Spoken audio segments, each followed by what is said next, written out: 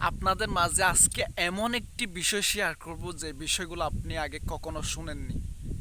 ওটা হচ্ছে আপনারা যারা ইংরেজি শিখতে খুব আগ্রহী, আপনাদের বলতেছি।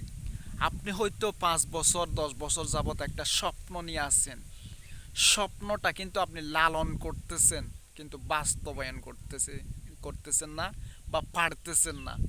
But why? কিন্তু ওটা কেন? আপনি হয়তো মনে মনে পড়তেছেন, আই গো, আমি যাই, আই ক্যান, আমি পারি, হ্যাঁ, আই ডু দিস, আমি এটা করি, হ্যাঁ, আই ডোন্ট গো, আমি যাই না, এইভাবে হয়তো মনে মনে পড়তেছেন।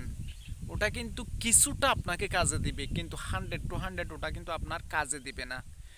আপনি যদি সফল হইতে গেলে আপনাকে নিয়মিত চর্চা করতে হবে। কাম টু দ্য পয়েন্ট, আসল কথায় আসি। এখন কোথায় চর্চা করবেন, কিভাবে চর্চা করবেন? আপনি হয়তো চর্চা করতে পারেন, আয়নার সামনে গিয়া বলতে পারেন, আই গো, আমি যাই, আই ক্যান, আমি পারি, আই ডোন্ট গো, আমি যাই না, হ্যাঁ, ইটস মাই ওয়ার্ক, এটা আমার কাজ, now I am making A video, এখন আমি একটি ভিডিও বানাচ্ছি। এইভাবে আয়নার সামনে আপনি বলতে পারেন। আপনি আপনার বন্ধুদের সাথে বলতে পারেন। ওইরকম বলতেই থাকতে হবে।